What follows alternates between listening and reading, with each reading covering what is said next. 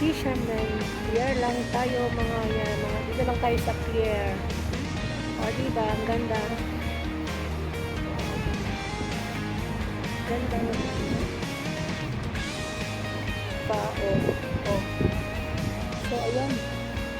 Diba ang ganda mga guys? Oh, ano yan, no? Oh, ayan yung mga nilalagyan nilang mga buhangin yan, no? Mga tinabunan ng buhangin, no? Kasi gagawa sila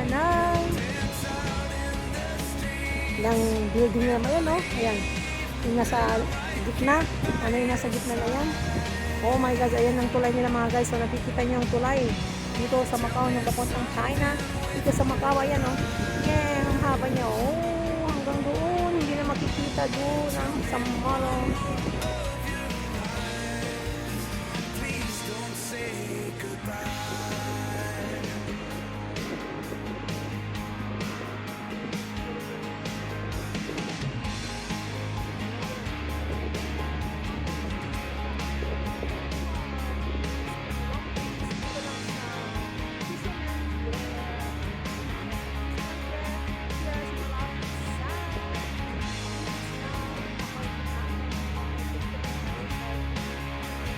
So ayan, balik na rin tayo.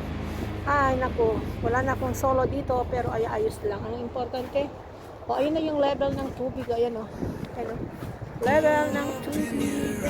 Takot ako, takot akong lumapit. So ayan tayo, lalawas na kasi napakalayo na tayo mga guys. Super layo na tayo. Dati nagpunta na kami dito ng aking amot alaga na malit pa yung alaga ko mga guys. Ayan o, yung mga pier, nakikita nyo yun. So, dito tayo sa pier, oh. Ayun yung Legend Palace yun. Bakalayan tayo mga guys. So, ayan, babalik na tayo. Kahit wala na tayong solo dito mga guys. So, okay lang mga guys. So, dito na lang tayo. Dito na lang tayo magtatapos ng ating video for today. Ayan po, ito po yung tinatawag na pier. Ayan po yung pier niya. Dito na tayo sa pier. So, ito na yung last ng ating mga duktong ng ating mga buhay-buhay. Shout out sa inyong lahat dyan sa mga Lord na mag-sistip. Ayan, maraming salamat sa inyong lahat dyan.